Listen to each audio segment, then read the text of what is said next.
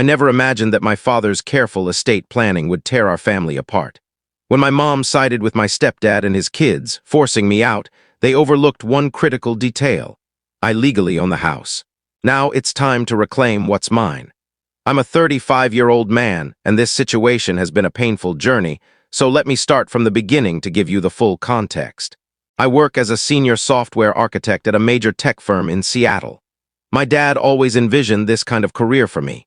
Technology is the future, he'd say with pride when I got accepted into the University of Washington's computer science program.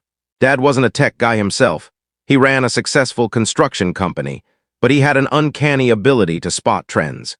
He built his business from scratch during the tough late 1980s recession, starting with just a pickup truck and his tools. Mom used to tell me they lived frugally in a small apartment, but Dad's belief in his vision never wavered. Build relationships, not just structures, he'd say. That philosophy carried him through lean years. His company stood out because of how he treated clients and employees. He believed in transparent pricing and realistic timelines, even if it meant losing bids to competitors who made lofty promises. Trust comes first, he'd tell me. The money will follow. By the mid-1990s, his company had earned a reputation in Seattle for handling complex restoration projects that required both technical skill and respect for historical details. When the 2008 financial crisis hit, Dad's business survived while others collapsed. He didn't lay off a single worker. Instead, he took no salary and even took out a second mortgage on his beloved Mustang. Watching him navigate that crisis taught me more about leadership than any course could. Your workers are like family, he'd say. Take care of them and they'll take care of your business. His approach shaped my own career. As a team lead at my tech company, I adopted his emphasis on relationships and meticulous documentation, much like his detailed project logs. Those principles helped me guide my team through tough deadlines. I met Emily, my 34-year-old wife, at a college hackathon. She was a business administration student helping organize the event, and despite my disheveled, energy drink-fueled state, she found my passion for coding endearing. Dad adored her from the moment they met. She keeps you grounded, he told me after their first dinner together. Don't let her go. After college, Dad helped Emily start her own marketing firm, introducing her to his network of local business owners and sharing his contract templates. Success isn't just about what you know, he'd say. It's about lifting others up. Those were special years. Emily and I would visit my parents every Sunday for dinner, gathering on the back deck Dad built, grilling and talking about everything from work to life. Dad always asked thoughtful questions about my tech projects, even if he didn't grasp the details. Mom would laugh, rolling her eyes, and say, "There they go with their computer talk." Dad's pride and joy was the house he bought in the 1990s with earnings from his first major restoration project, a historic job that put his company on the map. It was a charming craftsman-style home in one of Seattle's older neighborhoods, complete with a wraparound porch and a garage he turned into an immaculate workshop. Every tool had its place, organized with near-obsessive precision. He treated the house like a testament to his craft, documenting every repair, upgrade, and paint job in a detailed spreadsheet.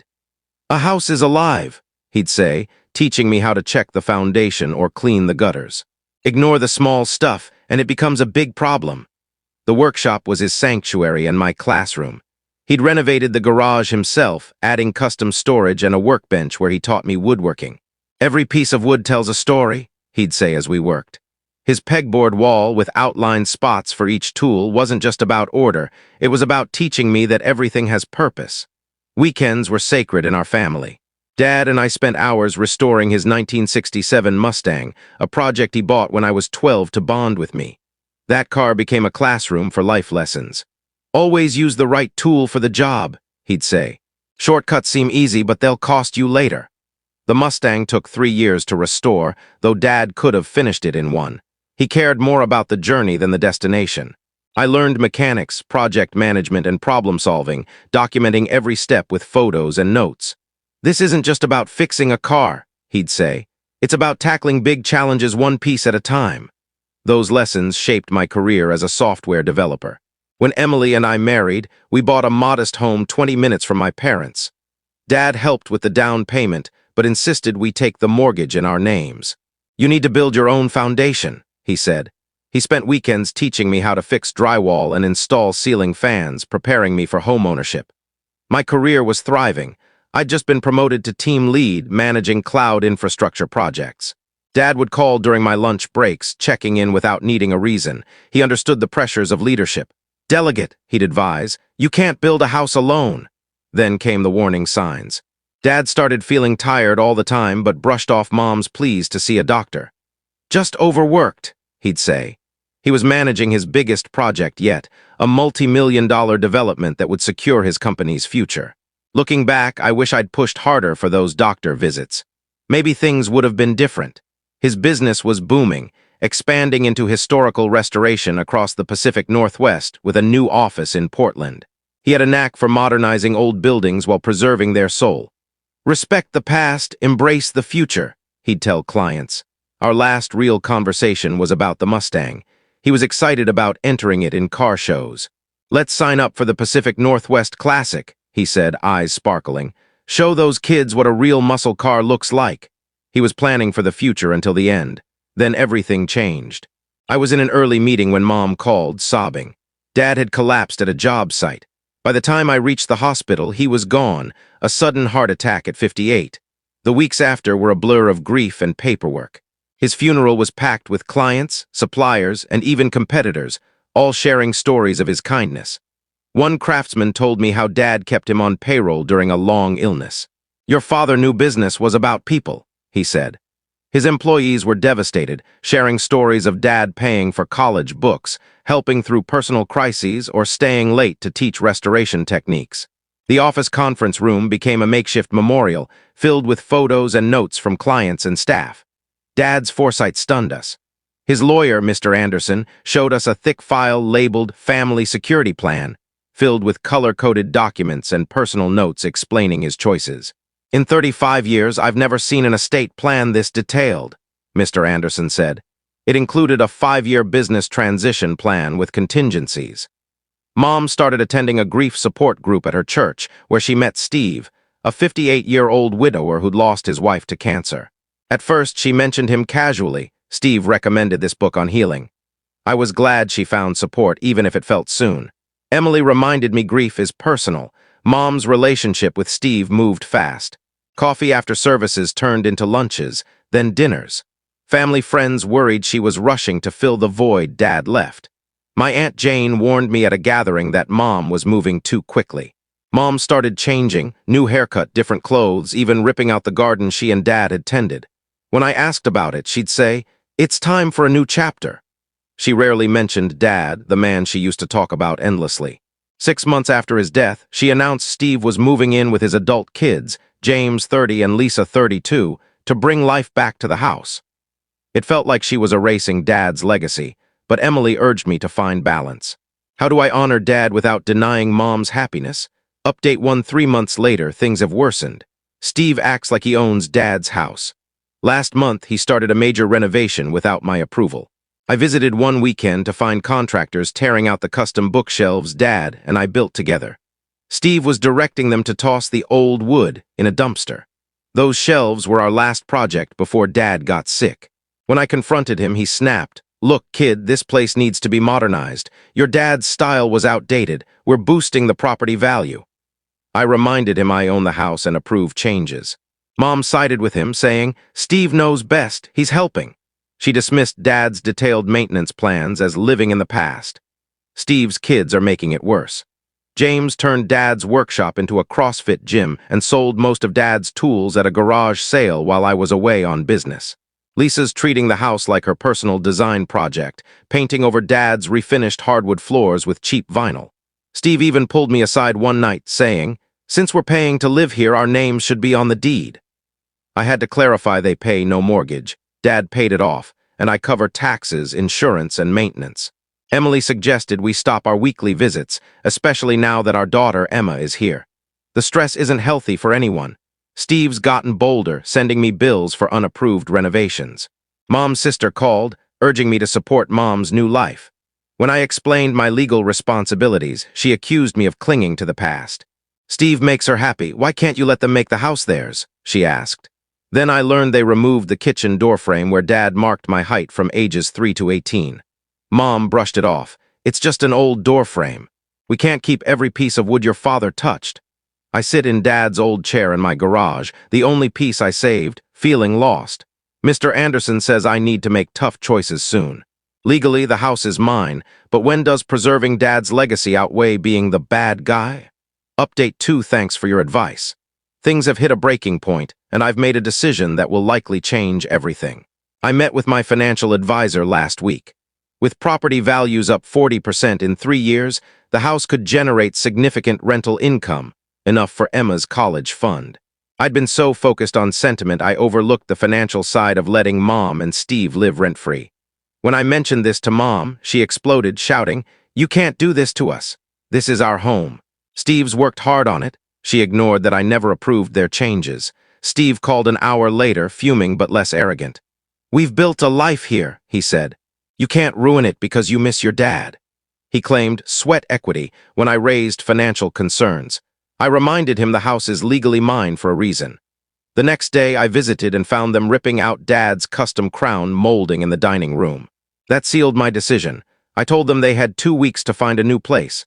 Mom sobbed, calling me heartless. Steve tried to intimidate me, listing their community ties, his job, their church, their friends. I stayed firm, channeling Dad's lessons. "This is my property. Dad left it to me for a reason."